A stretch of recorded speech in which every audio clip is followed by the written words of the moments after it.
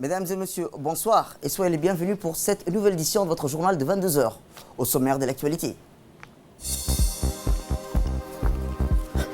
Dans l'actualité nationale, le chef de l'État a reçu le Premier ministre du Soudan.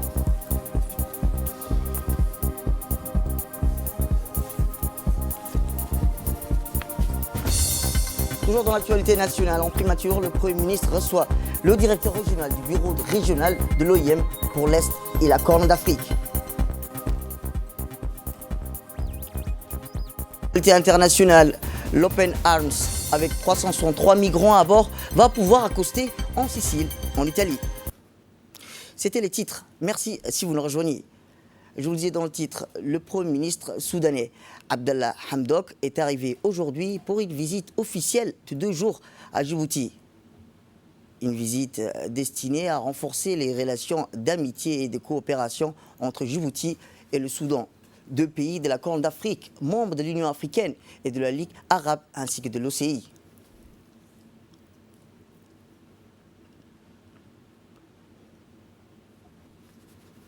À son arrivée à l'aéroport, il a été accueilli par le Premier ministre djiboutien Abdelkader Kamel Mohamed, les membres du gouvernement et les hauts responsables civils et militaires du pays. Rappelons-le, le Premier ministre soudanais a reçu tous les honneurs pour son premier déplacement à Djibouti depuis sa nomination au poste de Premier ministre du Soudan.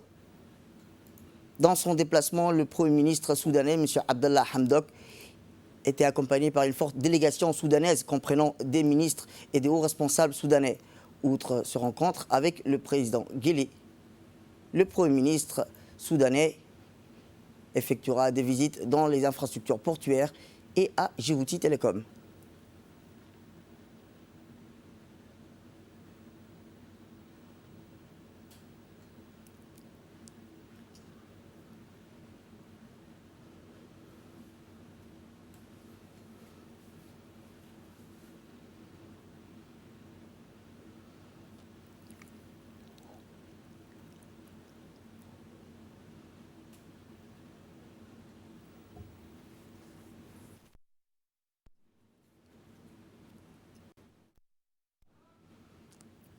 Il a été salué par les membres du gouvernement de l'aéroport, dont le ministre des Affaires étrangères, Mohamed Ali Youssouf.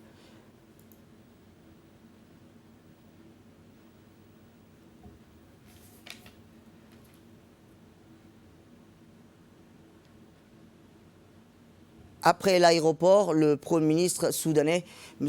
Abdallah Hamdok, a pris la direction du palais présidentiel pour une rencontre avec le président Guelleh, suivie d'une réunion élargie aux 2 délégations au palais présidentiel.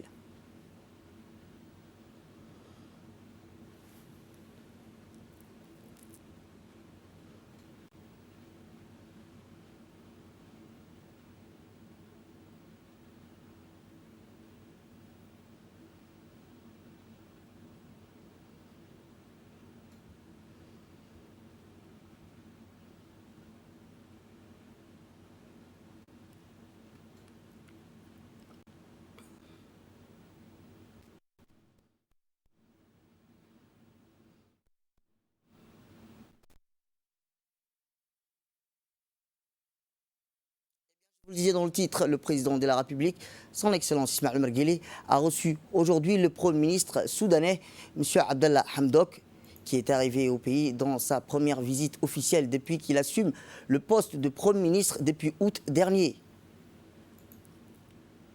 Le chef de l'État a souhaité la bienvenue au Premier ministre soudanais et à sa délégation en soulignant l'importance de cette visite qui reflète la préoccupation qu'il attache au renforcement des relations fraternelles entre Djibouti et Khartoum. Pour sa part, le Premier ministre soudanais Abdallah Hamdok a exprimé ses remerciements et son appréciation au président de la République pour l'hospitalité qui lui a été réservée. M. Abdallah Hamdok a informé le président de la République des derniers développements au Soudan et des efforts déployés par le gouvernement pour surmonter les défis actuels. Au cours de l'entretien, le chef de l'État et le Premier ministre soudanais, M. Abdallah Hamdok, ont passé en revue les aspects de la coopération conjointe existant entre la République de Djibouti et la République soudanaise et les moyens de consolider le niveau de coopération bilatérale dans divers domaines. Il convient de noter que la délégation de haut niveau conduite par le Premier ministre soudanais comprenait notamment le ministre des Affaires du Conseil des ministres, l'ambassadeur Omar Bachir Manis, M. Abbas Madani Abbas, le ministre de l'Industrie et du Commerce, ainsi que le directeur de la Sécurité nationale du service, le général Jamal Adabou Al-Majid. Côté djiboutien, le Premier ministre Abdelkader Kal Mohamed, le ministre des Affaires étrangères et de la coopération internationale, M. Mahmoud Ali Youssouf, le ministre de l'économie et des finances en charge de l'industrie, M. Ilyas Moussedawale, le ministre du Commerce, Hassan Ahmed Ibrahim, ainsi que le secrétaire général de la présidence, M. Mohamed Abdullah Ouass, le directeur du cabinet du président, Mohamed Sadr, et M. Hassan Saïd Khairé, chef de la sécurité nationale. Dans la foulée, le président de la République, M. Ismaël Omar Guelleh, et le Premier ministre soudanais, M. Abdallah Hamdok, ont tenu une réunion élargie consacrée aux points relatifs d'intérêt commun. Les deux pays, les deux délégations ont discuté profondément des moyens de renforcement et la coopération bilatérale entre la République de Djibouti et la République sœur du Soudan, ainsi que les voies et moyens de développer des liens fraternels. Il convient de noter que les deux pays ont signé en avril 2014 plusieurs accords pour objectif de renforcer la coopération dans des domaines d'intérêt mutuel, l'enseignement supérieur, la santé, l'agriculture, l'énergie, le commerce et la justice. Rappelons-le, du côté soudanais, ont assisté à cette séance des membres de la délégation comprenant, à savoir le ministre des Affaires du Conseil des ministres, l'ambassadeur Omar Bachir Manis, et M. Abbas Madani Abbas, le ministre de l'Industrie et du Commerce, ainsi que le directeur de la Sécurité nationale, le général Jamal Adabou Al-Majid. Côté djiboutien, on réclame le Premier ministre, Abdelkader Kal Mohamed, le ministre des Affaires étrangères de la coopération internationale, M. Mohamed Ali Youssouf, le ministre de l'économie et des finances en charge de l'industrie, M. Ilyas Moussedawale, le ministre du Commerce, Hassan Ahmed Ibrahim, ainsi que le secrétaire général de la présidence, Mohamed Abdullah Ouass, le directeur du cabinet du président, Mohamed Sadr, et M. Hassan Saïd Khairé, chef de la sécurité nationale, ont participé à la réunion. Pour sa part, le Premier ministre soudanais, Abdallah Hamdok, a exprimé ses sincères remerciements au président de la République pour l'accueil chaleureux, en soulignant la profondeur des relations fraternelles qui lient entre les deux pays, à savoir la République de Djibouti et le Soudan. M. Hamdok a souligné sa visite à Djibouti s'inscrit dans les cadres des consultations permanentes entre les dirigeants des deux pays pour faire avancer les relations fraternelles et la coopération bilatérale dans les différents domaines. Le Premier ministre soudanais a saisi cette occasion pour passer en revue les derniers développements dans son pays, les efforts déployés par son gouvernement afin de consolider la paix et la stabilité et réaliser les développements souhaités. Il a souligné l'importance du soutien reçu par le gouvernement et le peuple de Djibouti en affirmant que Khartoum ne ménagera aucun effort pour renforcer les relations fraternelles et les liens solides qui existent entre les deux pays. Rappelant que la visite des délégations soudanaises de haut niveau conduite par le Premier ministre soudanais intervient en réponse à une invitation qu'il a reçue du président de la République, son Excellence Ismaël Omar Guelleh. Le chef de l'État a prononcé un bref discours lors de cette réunion en souhaitant la bienvenue à la délégation soudanaise de haut niveau dirigée par le Premier ministre du Soudan, Abdallah Hamdok. Le président Guelleh a affirmé l'importance de cette visite qui va sans doute nous dire des relations fraternelles et de coopération conjointe entre Djibouti et Khartoum, qui sont enracinées dans les profondeurs de l'histoire, resteront un authentique symbole des forces de nos liens et une base solide à partir de laquelle nous nous dirigerons vers de nouveaux niveaux de perspectives et de coopération et de complémentarité dans divers domaines. Le chef de l'État, en outre, a rappelé, compte tenu des risques et des défis auxquels notre région est confrontée, votre visite, a-t-il dit, Djibouti constitue une occasion importante pour suivre les efforts visant de relever ces défis afin de renforcer notre unité de position pour faire avancer nos pays vers le développement, la prospérité et la stabilité. Le président de la République, son Excellence Ismaël Omar Guelleh, a saisi cette occasion pour souligner la volonté de Djibouti de voir le Soudan reprendre son rôle naturel au niveau régional, arabe, africain, dans ces contextes. Nous saluons, a-t-il dit, le succès qu'elle a remporté en surmontant l'importante étape actuelle. Nous apprécions hautement les efforts inlassables que vous faites pour rétablir la sécurité, la stabilité dans le pays, répondre aux exigences de la période de transition et réaliser les aspirations du peuple soudanais, frère, à jeter les bases de la démocratie et du développement.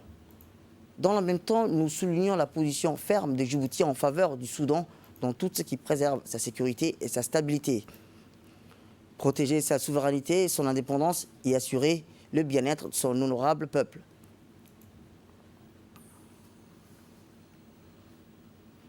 C'était le discours du président de la République lors de la consacrée au point relatif aux intérêts communs pour les deux pays.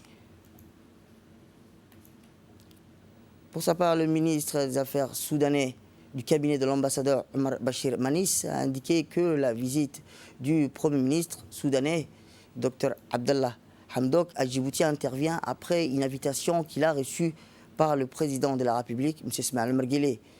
Il a souligné qu'au cours de la session des discussions élargies, les deux parties ont discuté des divers domaines de coopération qui sont d'intérêt commun. Il a ajouté qu'il s'agit de la première visite officielle d'un haut fonctionnaire soudanais à Djibouti après la révolution de décembre. Le Premier ministre a informé le président des derniers développements au Soudan et la transition des efforts déployés pour atteindre l'objectif de la révolution soudanaise ainsi que de la feuille de route qui est mise en œuvre. Le ministre soudanais des Affaires du cabinet, l'ambassadeur Omar Bachir Manis, a souligné l'importance des contributions de la République de Djibouti et son rôle distinct au sein de l'autorité intergouvernementale pour le développement, l'IGAD, que les deux dirigeants ont convenu de poursuivre leurs consultations pour l'amélioration des performances de cet organe gouvernemental.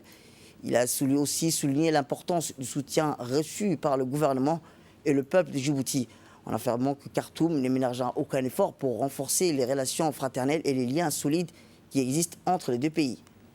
Rappelons que la visite de la délégation soudanaise de haut niveau conduite par le Premier ministre intervient en réponse à une invitation qu'il a reçue du président de la République.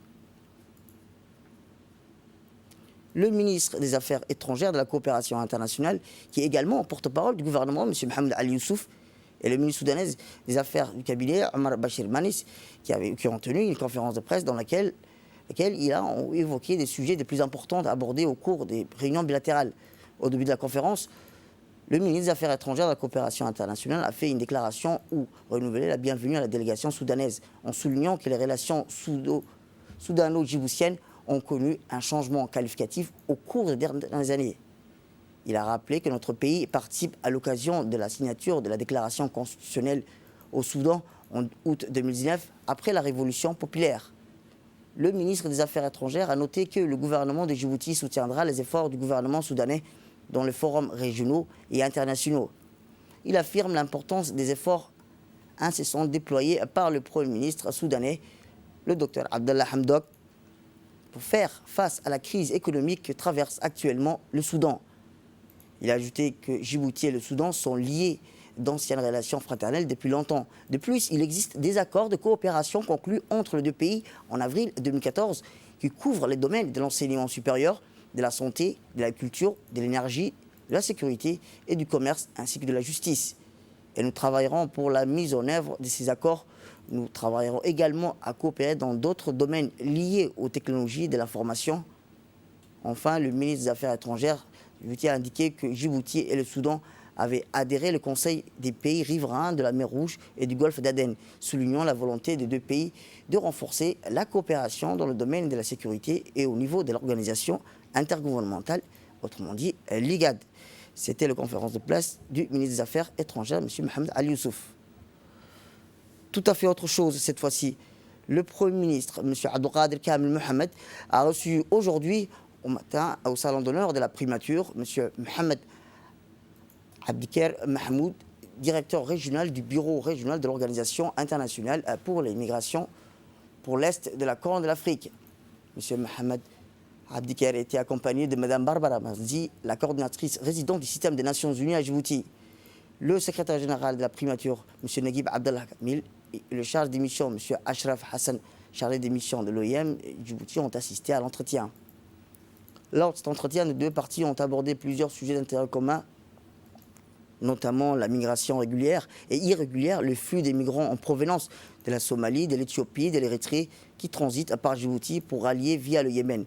les pays du Golfe. Ces derniers constituent, selon les chiffres de l'OIM, 80% et posent un défi humanitaire pour les autorités et les communautés locales. Par ailleurs, il a été question du rôle du bureau régional de l'OIM pour l'Est de la Corne d'Afrique, qui couvre, outre Djibouti, 9 pays de la région Burundi, à savoir l'Érythrée, l'Éthiopie, le Kenya, le Rwanda, la Somalie, le Sud-Soudan, la Tanzanie et l'Ouganda.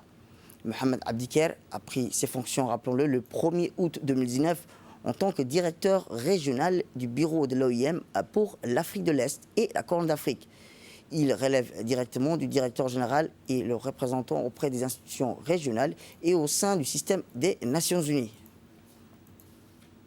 Autre actualité nationale, sous la présidence de l'honorable Dr Ahmed Roble Abdillahi, la commission permanente en charge du développement social et de la protection de l'environnement, ainsi que les députés non membres, ont conclu aujourd'hui l'examen du projet de loi numéro 106 de l'année 2020 de la 8e législature portant protection, prévention et prise en charge des femmes et des enfants victimes de violences.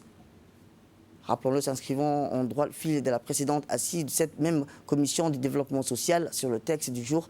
Cette réunion a vu la participation des représentants du gouvernement, à savoir la ministre de la Femme et de la Famille, Mme Moumine Ahmed Hassan, le ministre de la Santé, Mohamed Warsama Diriye, ainsi que le garde-sceau et ministre de la Justice et des Affaires pénitentiaires chargé des droits de l'homme, M. Ali Hassan Bahdoun.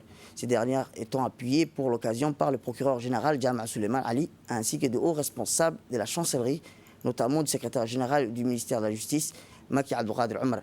Également pris part aux travaux parlementaires la vice-présidente de l'Union nationale des femmes et l'UNFD et ancienne parlementaire, Mme Hasna Hamad Bilil.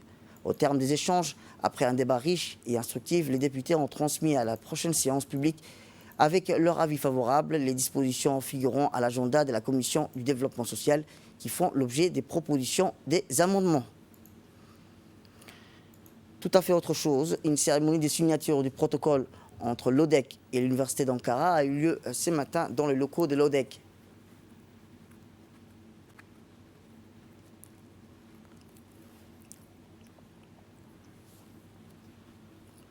Étaient présents le directeur général de l'ODEC, Dr Qayad Moussa, et le professeur de sciences et de la terre appliquée, responsable du département de la géologie, Dr Youssouf Kagan, ainsi que de plusieurs responsables de l'ODEC.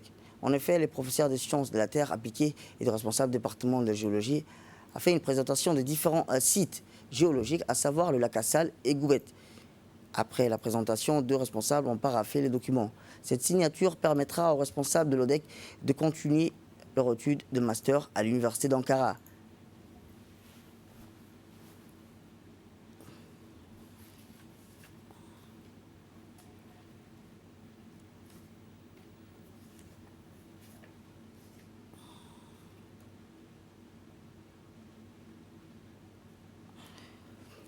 La photo de famille a clôturé la cérémonie de signature.